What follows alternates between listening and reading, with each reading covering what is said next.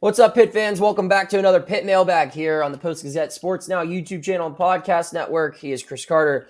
I'm Noah Hiles. Carter, simple mailbag topic today. We submitted for questions, but I think, we've done this in the past where there are certain instances where the whole show deserves to go to one topic, and we will be discussing that one topic today, which is Charlie Partridge's departure from the program.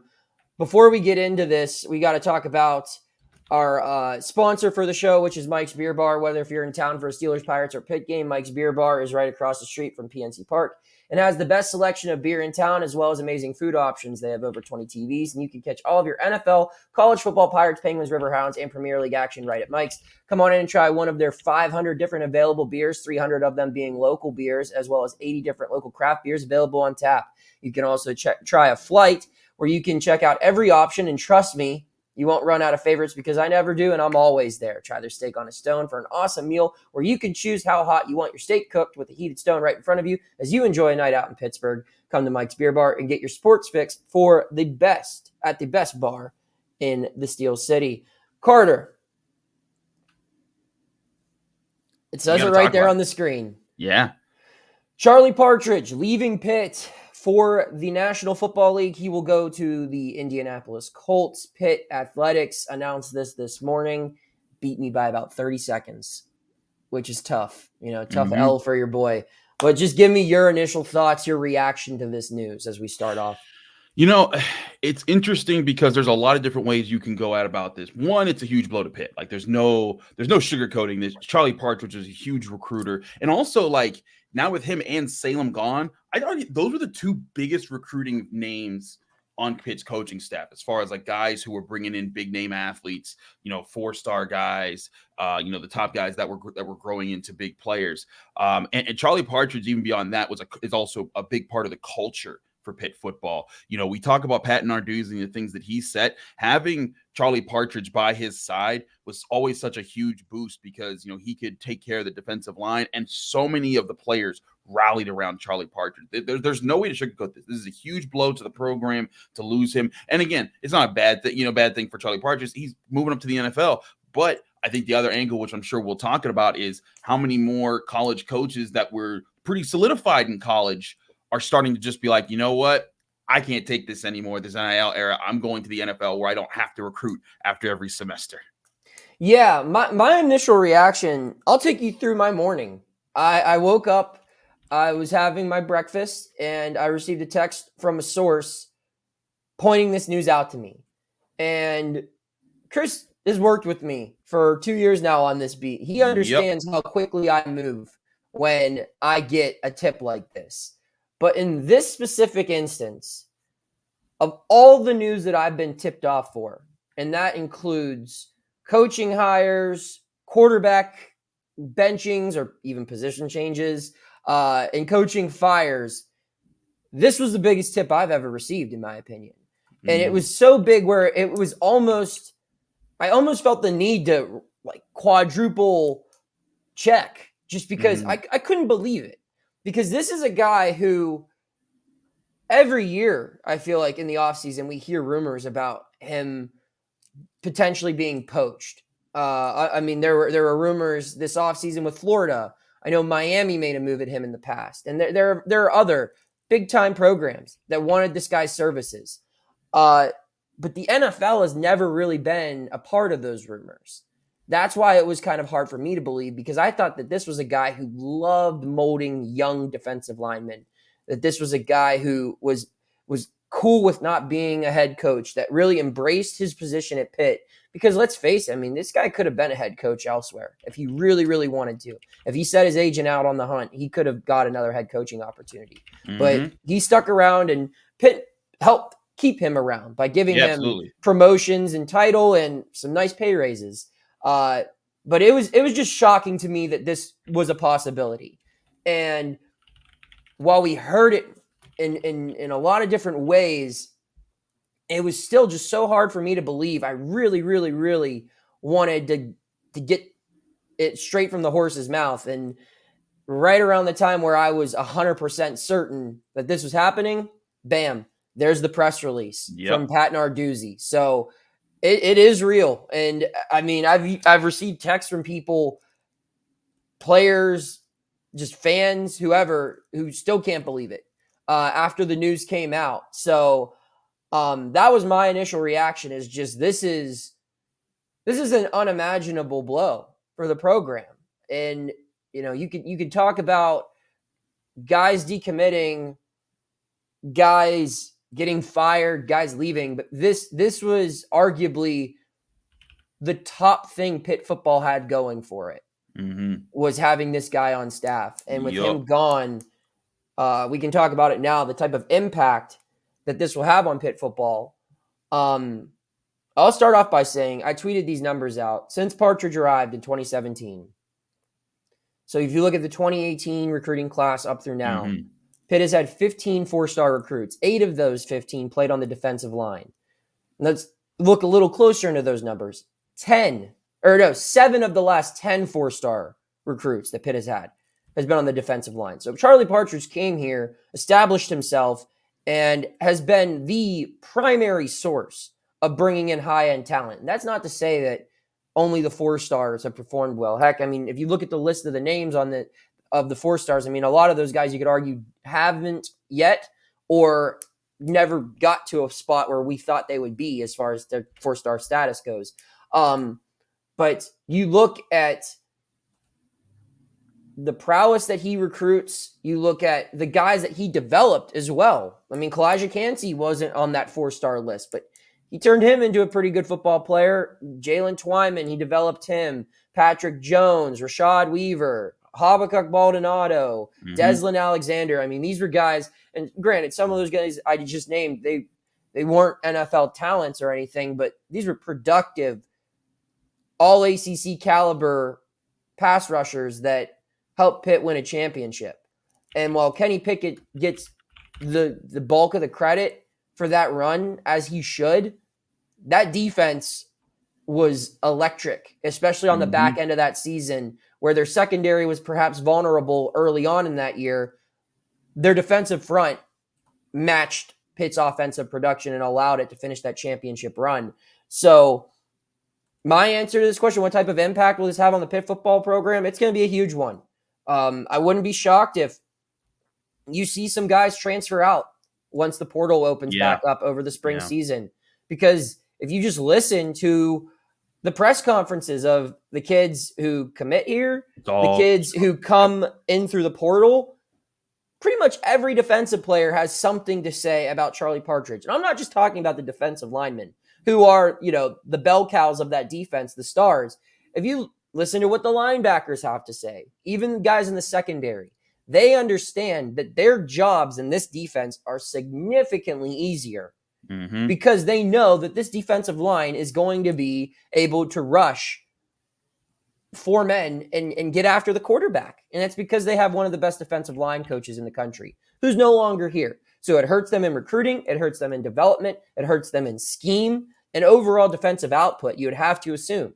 So it's tough. It's tough. And to me, the biggest impact or takeaway I have in all of this makes the Cade Bell hire even it's under a bigger microscope now. Yeah. Because the ball's in your court.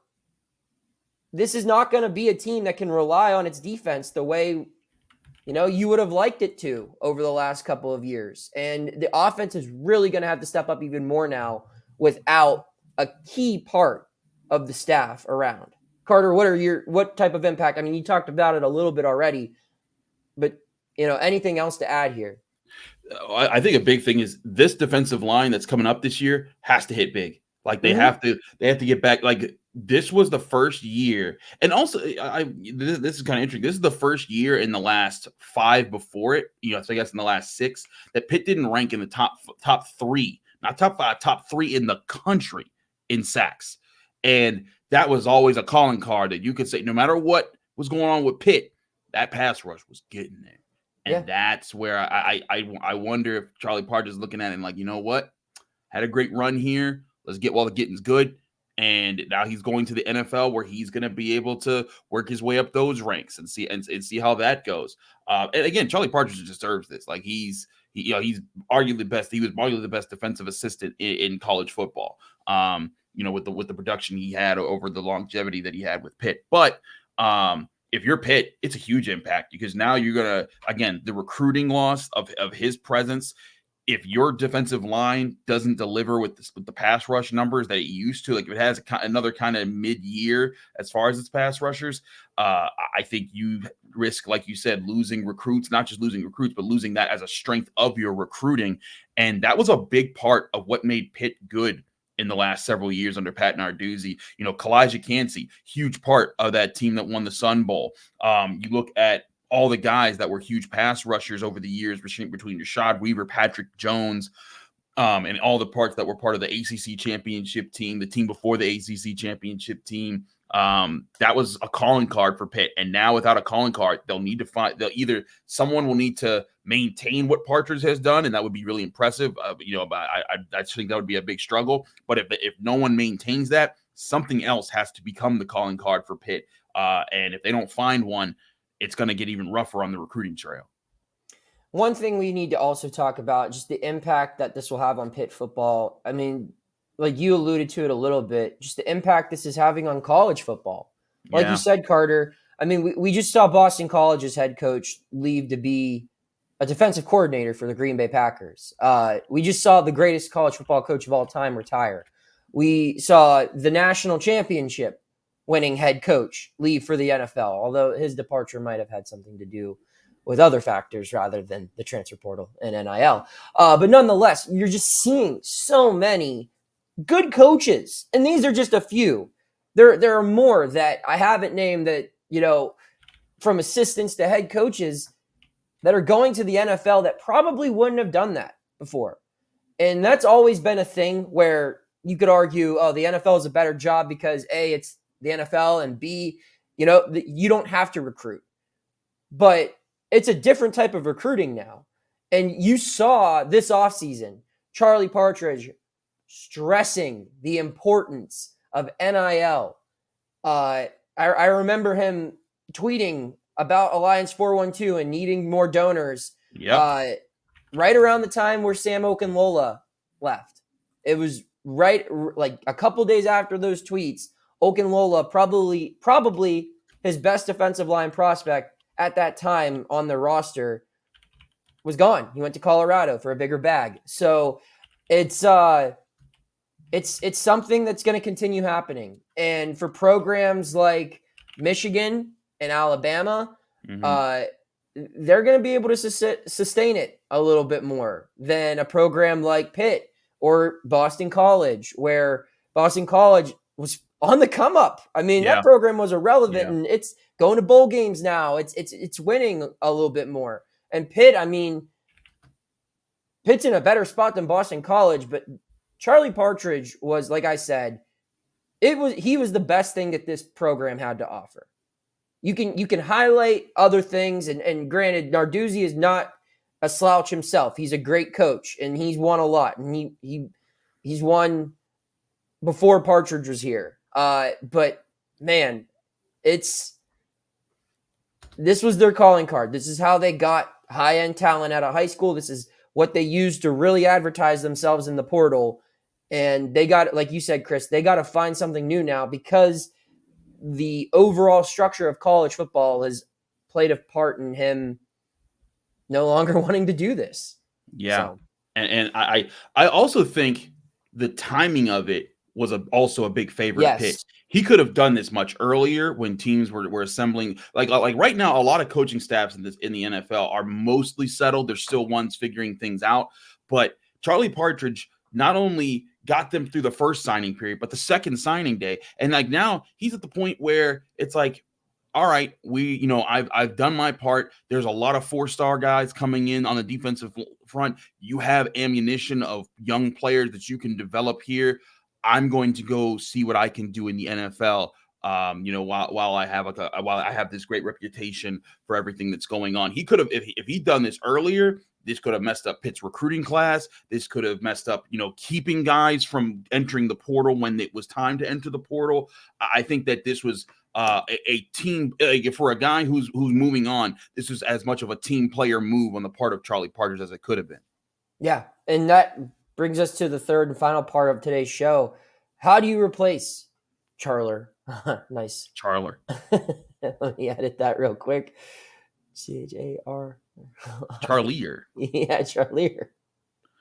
But how do you replace Charlie Partridge? Yeah, how do you replace Charlie Partridge? It's a very tough question. And like you said, Carter, I mean, the timing, it's convenient, but it's also not convenient because now Pitt, what's out there right now? Yeah. With a lot of staffs have also figured their stuff out too. Yeah. Right. Yeah. College staffs are pretty much in place, and same for NFL. And while that doesn't necessarily mean the best coaches are on a current staff, there might be guys who had the luxury of taking their time and going out there. But what does Pitt do here? I don't think you're going to go out and be able to find someone who is as proven as Partridge. I just don't. And while they might be able to throw some big money at someone, if you're bringing in a guy who is less proven than Partridge and paying him close to what Charlie was making, that's a significant gamble for a program like Pitt. So what do you do? What do you do? Are you looking at the NFL? Are you looking at a young up-and-comer? Or are you trying to find the biggest name possible here, Chris?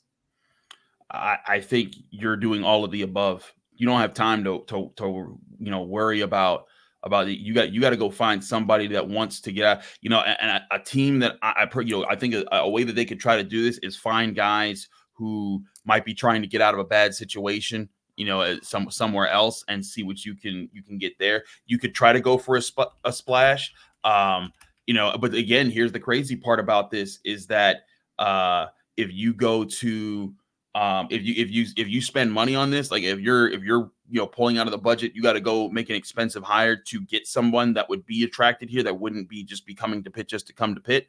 That's going to take money out of your recruiting efforts. That's going to be something that's going to be considered there. A name I've been doing some searching just for ideas here, and this is just a name. It's an idea. A guy like maybe Pete Calijah. He's the defensive line coach at a Washington State University, and maybe with the dissolving of the Pac-12, maybe like a guy like that might be like, you know what?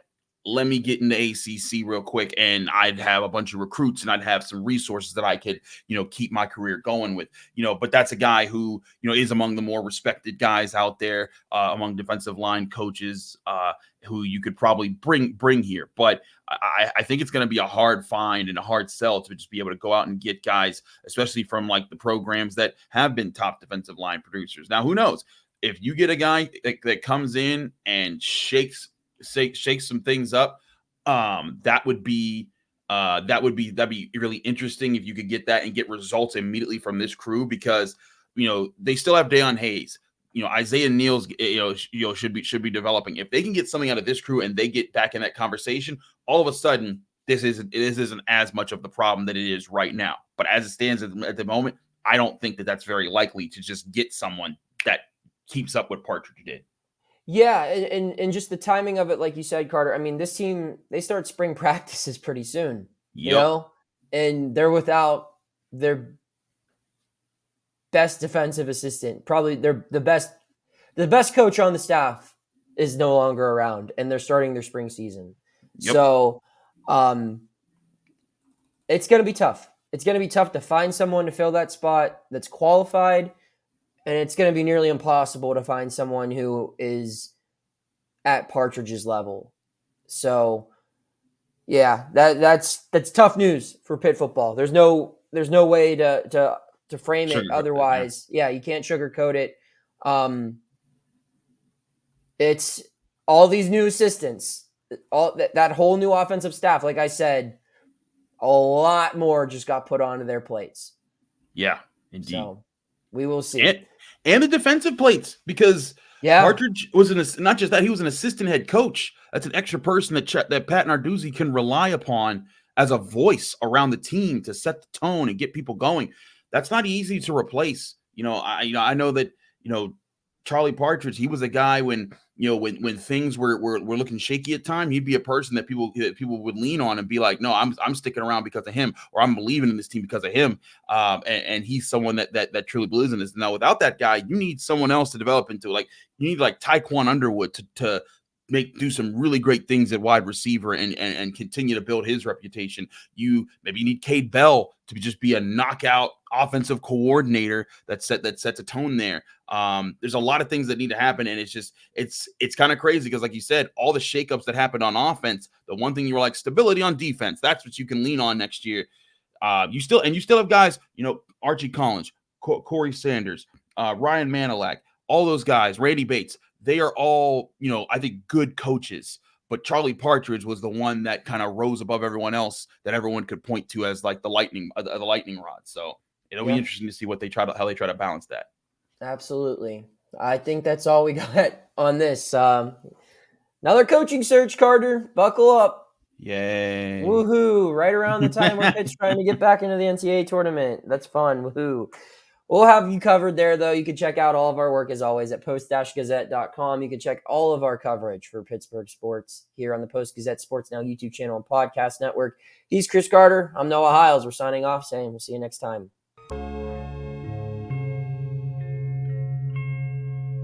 Thank you for checking out this content from Post-Gazette Sports. If you watch this video on YouTube, please like the video and subscribe to our channel. For all of the sports coverage the Post-Gazette has to offer, visit post-gazette.com.